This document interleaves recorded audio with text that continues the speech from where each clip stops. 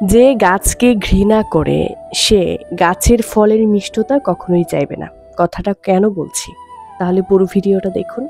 যে মানুষ আপনাকে ভালোবাসতে জানে না, আপনাকে চোখে সহ্য করতে পারে না, সে কখনোই আপনার সন্তানের মঙ্গল চাইবে না। সন্তান তো আপনারই রক্ত, আপনারই শ্বাসের সাথে বাঁধা। তার চোখে আপনার চোখ, তার হাসিতে আপনার হাসি। যে হৃদয়ে আপনার প্রতি ঘৃণা জমে আছে, সেই হৃদয়ে আপনার সন্তানের জন্য ভালোবাসা কখনোই থাকবে না। সত্যি বলতে, হয়তো তারা সামনে এসে মিষ্টি কথা বলতে পারে, আপনার সন্তানকে কোলে নিয়ে আদর করতে পারে, নানান রকম বাহানা করতে পারে, কিন্তু অন্তরে লুকিয়ে রাখে বিষের মতো কামনা, যেন সে বড় না হয়, যেন উজ্জ্বল না হতে পারে। তাই সাবধান হন। যে আপনাকে ভালো চোখে দেখে না, তাকে কখনোই সন্তানের কাছে ভরসা করবেন না। কারণ যে গাছকে ঘৃণা করে সে গাছের ফলের মিষ্টতা কখনোই চাইবে না।